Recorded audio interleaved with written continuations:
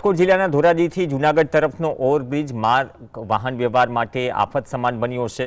બ્રિજની ધીમી કામગીરી વચ્ચે ચોમાસાના વરસાદથી કાચું ડાયવર્ઝન ધોવાઈ ગયું અને મસમોટા ખાડા પડી ગયા છે। આ માર્ગ ધોરાજીના પ્લાસ્ટિક રીપ્રોસેસ ઉદ્યોગના 350થી વધુ કારખાના અને 10,000 કામદારો માટે અત્યંત મહત્વનો છે, જેઓ રોજ જીવના જોખમે અહીંથી પસાર થાય છે।